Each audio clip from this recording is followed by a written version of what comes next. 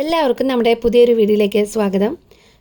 ഇന്ന് നമ്മൾ ഉണ്ടാക്കാൻ പോകുന്നത് പണ്ടുകാലം തൊട്ടേ നമ്മുടെ വീടുകളിൽ ഉണ്ടാക്കാറുള്ള ആരോഗ്യ ഗുണങ്ങൾ ഒത്തിരിയുള്ള ഒരു അടിപൊളി വാഴക്കൂമ്പ് തോരനാണ് കേട്ടോ.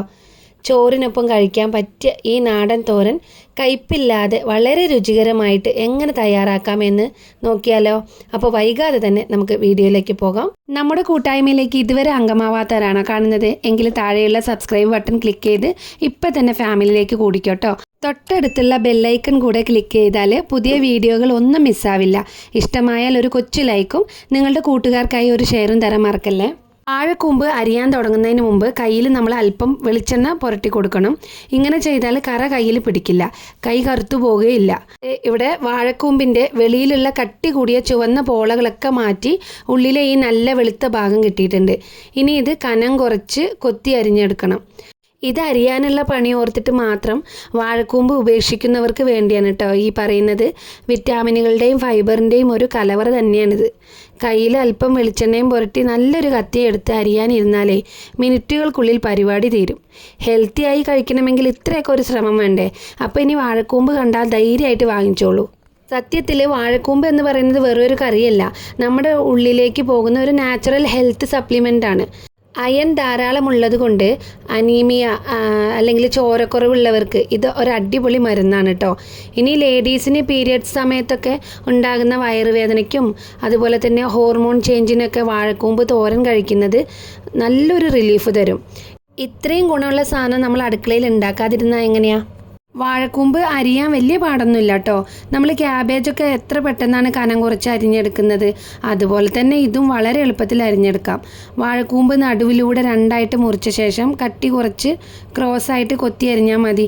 മിനിറ്റുകൾക്കുള്ളിൽ പണി തീരും. ചിലപ്പോഴൊക്കെ വാഴക്കൂമ്പ് തോരൻ വെക്കുമ്പോൾ ചെറിയൊരു കയ്പ്പ് രസം വരാറുണ്ടല്ലേ? അതിന് കാരണം ഇതിലടങ്ങിയിരിക്കുന്ന കറയാണ് കേട്ടോ. അതല്ലെങ്കിൽ കൂടുതൽ മൂത്ത പോളകൾ ഉപയോഗിക്കുന്നതും ഈ കയ്പ്പിന് കാരണമാകാറുണ്ട് കേട്ടോ. അങ്ങനെ നമ്മൾ വാഴക്കൂമ്പ് മുഴുവനായിട്ടും ഭംഗിയായി അരിഞ്ഞെടുത്ത് കഴിഞ്ഞിട്ടുണ്ട് കേട്ടോ. ഇനി ഇതിൻ്റെ നടുവിലായിട്ട് വരുന്ന നല്ല സോഫ്റ്റായിട്ടുള്ള ആ വാഴപ്പൂവുണ്ടല്ലോ, അതും കളയേണ്ട ആവശ്യമില്ല കേട്ടോ. അതും കൂടെ ഇതേപോലെ കനം കുറച്ച് അരിഞ്ഞ് ഇതിലേക്ക് ചേർത്ത് കൊടുക്കാം. ഇതും കൂടെ ചേരുമ്പോൾ തോരനൊരു പ്രത്യേക രുചിയും പോഷക ഗുണവുമാണ് കിട്ടുന്നത്. പണ്ട് നമ്മൾ കുട്ടിക്കാലത്തെ വാഴപ്പൂവിൽ നിന്ന് തേൻ കുടിച്ച് നടന്ന ആ ഓർമ്മയൊക്കെ ഇപ്പോൾ മനസ്സിൽ ഓടി വരുന്നുണ്ടോ? വലിയ മധുരമൊന്നും ഇല്ലെങ്കിലും അന്ന് ആ വാഴപ്പൂവിലെ ഒരു തുള്ളി തേൻ കുടിക്കുമ്പോൾ കിട്ടുന്ന സന്തോഷം ഉണ്ടല്ലോ, അതൊന്ന് വേറെ തന്നെയായിരുന്നു അല്ലേ. നമ്മൾ തേൻ ഊറ്റി കുടിച്ച അതേ വാഴപ്പൂവാണ് കേട്ടോ ഇന്ന് നല്ല നാടൻ തോരനായിട്ട് മാറാൻ പോകുന്നത്.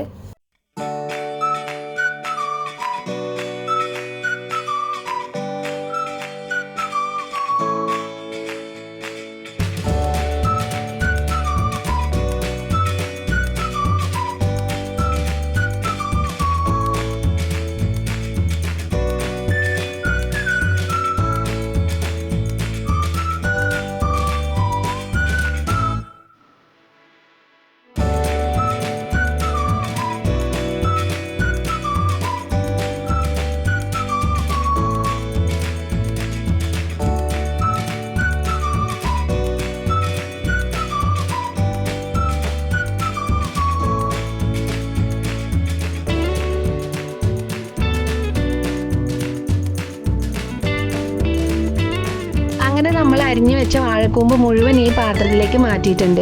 ഇനി ഇതിലൊരു കുഞ്ഞു ട്രിക്ക് പരീക്ഷിക്കാൻ പോവുകയാണ് കേട്ടോ. കയ്യിലേക്ക് വീണ്ടും അല്പം പച്ച വെളിച്ചെണ്ണ ഒഴിച്ച് ഈ വാഴക്കൂമ്പ് നന്നായിട്ടൊന്ന് തിരുമ്മിയെടുക്കാം. വാഴക്കൂമ്പിന് പൊതുവേ ഉള്ള ആ കയ്പ്പ് രസവും കറിയൊക്കെ മാറ്റിയെടുക്കാൻ ഇത്ര എളുപ്പമുള്ള വേറൊരു വഴിയില്ല കേട്ടോ. വെള്ളത്തിലിട്ട് വെച്ച് പിഴിഞ്ഞെടുക്കുന്നതിനേക്കാൾ വളരെ വേഗത്തിൽ കറ കളയാൻ ഈ ഒരു വഴി സഹായിക്കും. പിന്നെ നന്നായിട്ട് തിരുമ്മുമ്പോൾ തന്നെ നിങ്ങൾക്ക് മനസ്സിലാവും ഇതിൻ്റെ ഒരു പാകം. ഇങ്ങനെ തിരുമ്മിയെടുക്കുമ്പോൾ ഇതിൽ നിന്ന് ഇതുപോലെ കുറച്ച് നാരുകൾ ഊരി വരുന്നത് കാണാം. വേണമെന്നുണ്ടെങ്കിൽ കൈകൊണ്ട് ഇതുപോലെ മാറ്റിയെടുത്ത് കളയാം. ഇനിയിപ്പോൾ ഈ നാര് കളഞ്ഞില്ലെങ്കിലും തോരൻ ഉണ്ടാക്കുമ്പോൾ ഒരു കുഴപ്പമില്ല കേട്ടോ, കാരണം ഈ നാര് ശരീരത്തിന് വളരെ നല്ലതാണ്. തോരൻ ഉണ്ടാക്കുമ്പോൾ കുട്ടികളൊക്കെ കയ്പ്പ് കാരണം കഴിക്കാതിരിക്കാറുണ്ടെങ്കിൽ ഈ ഒരു ട്രിക്ക് തീർച്ചയായിട്ടും ഒന്ന് ചെയ്ത് നോക്കണം കേട്ടോ.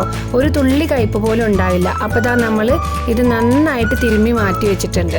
കണ്ടില്ലേ, എത്രയൊക്കെ തിരുമ്മിയിട്ടും കയ്യിൽ ഒരിറ്റ് കറ പോലും ഇല്ല കേട്ടോ. ഇനി നമ്മുടെ തോരന് നല്ലൊരു അരപ്പ് തയ്യാറാക്കി എടുക്കണം കേട്ടോ. അതിനായിട്ട് കുറച്ച് തേങ്ങ എടുത്ത് വെച്ചിട്ടുണ്ട്. അതിലേക്ക് ഒരു 8 അല്ലി വെളുത്തുള്ളിയും പിന്നെ ഒരു 8-10 ചെറിയ ഉള്ളിയും കൂടെ ചേർത്ത് കൊടുക്കുന്നുണ്ട്. നല്ലൊരു മഞ്ഞ നിറം കിട്ടാൻ വേണ്ടിയിട്ട് ഒരു 1/4 ടീസ്പൂണോളം മഞ്ഞൾപ്പൊടിയും ഇട്ട് കൊടുക്കാം. ഒടുവിലായിട്ട് തോരന് നല്ലൊരു റോയൽ ടേസ്റ്റ് തരുന്ന 1 ടീസ്പൂൺ ജീരകം കൂടെ ചേർത്ത് കൊടുക്കാം കേട്ടോ. എരിവിനായിട്ട് ഒരു 3 പച്ചമുളകാണ് ഞാൻ ഇന്നിവിടെ എടുത്തിട്ടുള്ളത്. അതും കൂടെ മിക്സി ജാറിലേക്ക് ഇട്ട് കൊടുക്കുന്നുണ്ട്. നിങ്ങളുടെ എരിവിനനുസരിച്ച് നിങ്ങൾക്ക് ഇതിൻ്റെ എണ്ണം കൂട്ടുകയോ അല്ലെങ്കിൽ കുറയ്ക്കുകയോ ഒക്കെ ചെയ്യാം കേട്ടോ. ഇപ്പോൾ ഇത്രയും ചേരുവകൾ ചേർന്നതിന് ശേഷം വെള്ളമൊന്നും ഒഴിക്കാതെ ഇതൊന്ന് തരിതരിപ്പായിട്ട് ചതച്ചെടുത്താൽ മതി.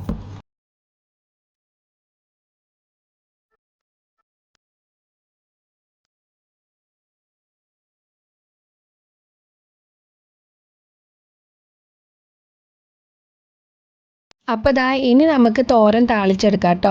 ആദ്യം തന്നെ അടുപ്പിലൊരു പാത്രം വെച്ച് ചൂടാക്കി അതിലേക്ക് അല്പം വെളിച്ചെണ്ണ ഒഴിച്ച് കൊടുക്കുന്നുണ്ട്. എണ്ണ ചൂടാകുമ്പോൾ കടുക് ഇട്ട് പൊട്ടിച്ചെടുക്കുക. കടുക് നന്നായി പൊട്ടിയ ശേഷം അതിലേക്ക് കുറച്ച് കറിവേപ്പില കൂടി ഇട്ട് കൊടുക്കുക കേട്ടോ. ഇനി നമ്മൾ നേരത്തെ തയ്യാറാക്കി വെച്ചിട്ടുള്ള ആ തേങ്ങൻ്റെ അരപ്പുണ്ടല്ലോ, അതാണ് ഇതിലേക്ക് ചേർത്ത് കൊടുത്തിട്ടുള്ളത്. അത് നന്നായിട്ട് പച്ചമണം ഒന്ന് മാറുന്നത് വരെ നന്നായിട്ടൊന്ന് ഇളക്കി കൊടുക്കാം. അരപ്പിൻ്റെ പച്ചമണമൊക്കെ ഒന്ന് മാറി വരുമ്പോൾ നമ്മൾ നേരത്തെ വെളിച്ചെണ്ണയിൽ നന്നായിട്ട് തിരുമ്മി വെച്ചിരുന്ന ആ വാഴക്കൂമ്പ് ഇതിലേക്ക് ഇട്ട് കൊടുക്കുക. എന്നിട്ട് അരപ്പും വാഴക്കൂമ്പും കൂടെ ഒന്നാകെ നന്നായിട്ടൊന്ന് ഇളക്കി യോജിപ്പിച്ചെടുക്കണം. കണ്ടില്ലേ, അരപ്പൊക്കെ എല്ലാ ഭാഗത്തേക്കും ഒരുപോലെ പിടിച്ച് നല്ല ഭംഗിയായിട്ട് വരണം. വാഴക്കൂമ്പ് ചേർക്കുമ്പോൾ തന്നെ അതിനാവശ്യമായിട്ടുള്ള ഉപ്പും കൂടെ ചേർത്ത് കൊടുത്തിട്ടുണ്ട് കേട്ടോ.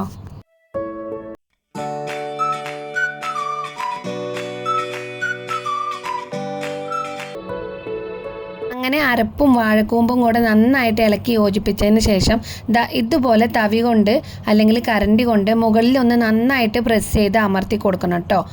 ഇങ്ങനെ അമർത്തി വെക്കുമ്പോൾ ഇതിൻ്റെ ഉള്ളിൽ ആവിയിൽ കിടന്ന് വാഴക്കൂമ്പ് പെട്ടെന്ന് അങ്ങോട്ട് വെന്ത് കിട്ടും. ഇനി ഒരു അടപ്പ് വെച്ച് ഇതങ്ങോട്ട് മൂടി വെക്കണം.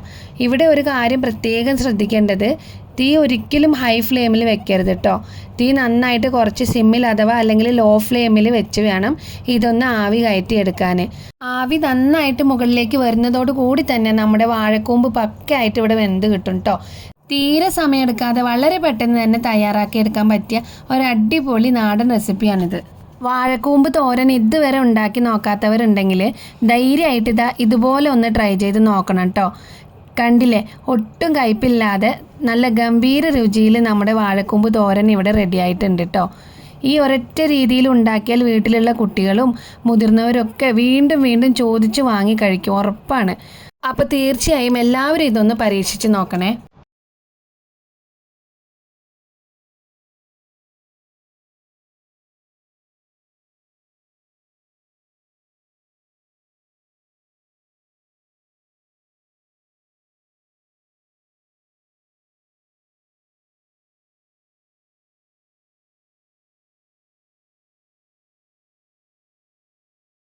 ഇന്നത്തെ ഈ കൊച്ചു വീഡിയോ നിങ്ങൾക്ക് എല്ലാവർക്കും ഇഷ്ടമായി എന്ന് വിചാരിക്കുന്നു.